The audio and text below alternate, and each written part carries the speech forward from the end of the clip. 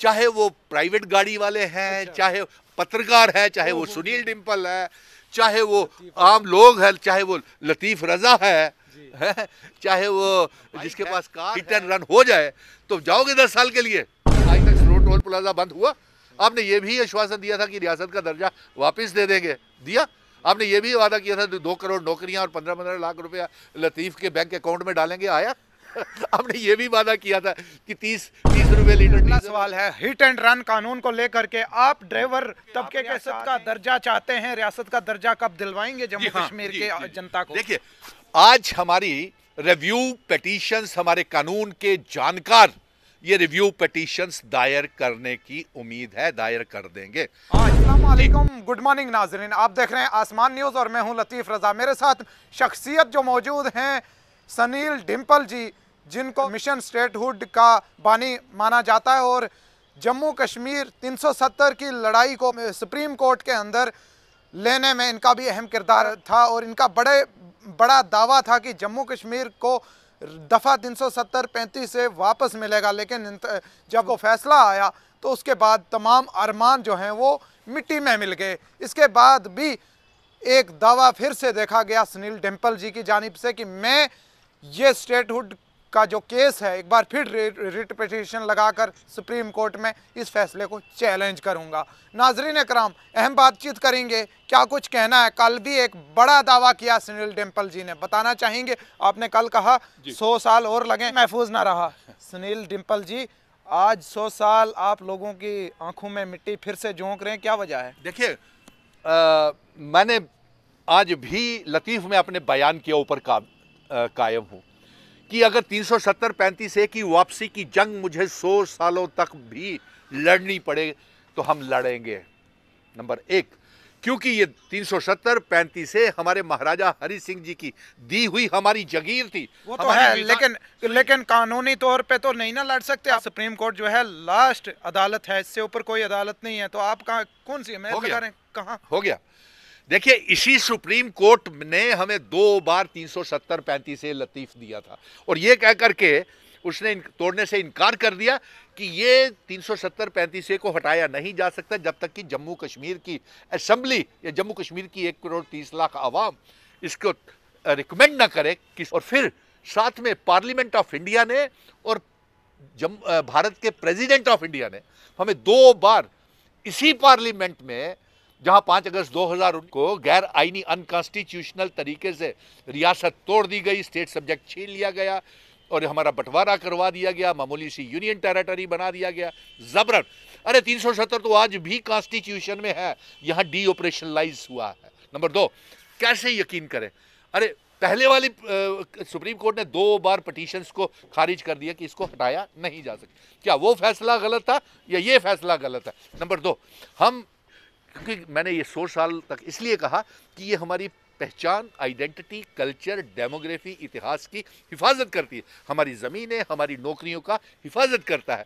और 370 जो है इल्हाक की शर्तें, जब इंस्ट्रूमेंट ऑफ असेशन हमारे महाराजा जी करके गए थे उसमें से 370 निकला था। और अब आप ये कैसे कह सकते हैं? आप पत्रकार हैं, आपको ये जानकारी होनी चाहिए कि हम 3 मोर्चों के ऊपर सुप्रीम कोर्ट में जंग लड़ रहे थे। नंबर 1 कि हमारी रियासत का दर्जा वापस किया जाए, मिशन स्टेटहुड ने अपनी ये जंग जीती है। और नंबर 2, हमने ये कहा था कि जम्मू कश्मीर में जमहूरियत की बहाली की जाए। अब आपकी हदूद ये है कि आप मिशन स्टेटहुड पहले ही नारा लगा रहे थे, वो नारा अभी जिंदा है। आप रियासत का दर्जा चाहते हैं, रियासत का दर्जा कब दिलवाएंगे जम्मू कश्मीर के जनता को? देखिए, आज हमारी रिव्यू पिटीशंस, हमारे कानून के जानकार ये रिव्यू पिटीशंस दायर करने की उम्मीद है, दायर कर देंगे आज जी। और ये हम इसे नहीं छोड़ेंगे क्योंकि हम अपनी आने वाली जनरेशन, जम्मू कश्मीर की आने वाली पीढ़ियां और अपने आने वाले नस्ल को उन्हें तहजीब देंगे, सिखाएंगे कि 370 क्या थी, इंस्ट्रूमेंट ऑफ असेशन की शर्तें क्या। अगली बात करते हैं। अगला सवाल है, हिट एंड रन कानून को लेकर के आप ड्राइवर तबके के साथ हैं, इस कानून का विरोध कर रहे हैं। देखिए, हाँ, हिट एंड रन कानून को लेकर के मैंने एक बहुत बड़ा, आज ही सैकड़ों सिविल सोसाइटी के लोग, ओनर्स, मालिकान, ड्राइवर्स, कंडक्टर्स, टैक्सीज, कारों के, टैंकर्स, बसेस ट्रकर्स के आज ही बस स्टैंड के ऊपर एक बहुत बड़ा हमने प्रदर्शन किया और हमने ये कहा है कि प्रधानमंत्री जी इस खतरनाक काले कानून को वापस लीजिए, क्योंकि ये काला कानून आपने पार्लियामेंट में पास कर दिया है और अब एश्योरेंस से काम तो नहीं चलेगा ना, एश्योरेंस से, क्योंकि एश्योरेंस से ये कानून पास हो चुका है पार्लियामेंट में, वहीं से वापस होगा तब ये रुकेगा। यानी कि आज भी आप देखिए जम्मू कश्मीर में एक किसी अदालत ने 20 लाख रुपए का जुर्माना और 5 लाख रुपए की सजा सुना दी है एक ड्राइवर को। और फिर ये ड्राइवर आप ड्राइवरों के समर्थन में मुझे कह रहे हैं, अरे यार आप कैसे बोल रहे हैं लतीफ कि जिसके पास भी लाइसेंस है, चाहे वो प्राइवेट गाड़ी वाले हैं, चाहे पत्रकार है, चाहे वो सुनील डिम्पल है, चाहे वो आम लोग है, चाहे वो लतीफ रजा है, चाहे वो जिसके पास कार है, टैक्सी अपना बाइक है, हिट एंड रन हो जाए तो जाओगे 10 साल के लिए है? अरे यार 10 साल के लिए खड़ी है सुनील सर कई दिनों से। तो ये एक ड्राइवर जो कमर्शियल गाड़ियों के ड्राइवर वो 10-10 दिन घरों से बाहर रहते हैं, तनाव से उनकी ठंड में बुरा हाल होता है, और साथ में आप बताइए कि इतनी उनकी तनख्वाह नहीं है, 5-7 हज़ार रुपया वो तनख्वाह, गैर इंसाफी है ये 7 लाख रुपया नहीं। हमने तो साफ शब्दों में कह दिया है कि देखिए ये तो आम प्राइवेट गाड़ी चलाने वालों के लिए भी एक मुश्किल हो जाएगा, क्योंकि कोई भी हमारे बच्चे, बुजुर्ग या साथी कोई भी अपनी टैक्सी, बाइक, कार, ऑटो या फिर वो व्हाटएवर जो स्कूटर, बाइक्स लेकर के, कार लेकर के निकलेंगे तो वो भी इस दायरे में फंस जाएंगे। और देखिए दुर्घटना तो कोई जानबूझ के नहीं करता है। तो इसलिए हमने आज ये अपील की है, बस स्टैंड पे बहुत बड़ा प्रदर्शन था, हमने ये सरकार को भेजा है, अमित शाह जी को भी कहा है और प्रधानमंत्री जी को भी कहा है कि आप इसका एक स्पेशल सेशन बुला करके इस कानून को वापस लें, क्योंकि एश्योरेंस तो आपने ये भी दी थी कि सरोड टोल प्लाजा बंद हो चुका है, ट्रांसपोर्ट मिनिस्टर ने दी थी, क्या आज तक सरोड टोल प्लाजा बंद हुआ? आपने ये भी आश्वासन दिया था कि रियासत का दर्जा वापस दे देंगे, दिया? आपने ये भी वादा किया था 2 करोड़ नौकरियां और 15-15 लाख रुपया लतीफ़ के बैंक अकाउंट में डालेंगे, आया? आपने ये भी वादा किया था कि 30 रुपये लीटर डीजल और 40 रुपये लीटर पेट्रोल देंगे, क्या हुआ? आश्वासनों से काम नहीं चलता, हकीकत ज़मीन देखिए। और ज़मीनी स्तर के ऊपर पूरा देश डरा हुआ है, लोग डरे हुए हैं, मायूस है। ट्रक ड्राइवर्स ट्रक नहीं चला रहे, टैंकर्स ड्राइवर टैंकर नहीं चला रहे, बस वाले कहते हैं हम हड़ताल पे चले जाएंगे।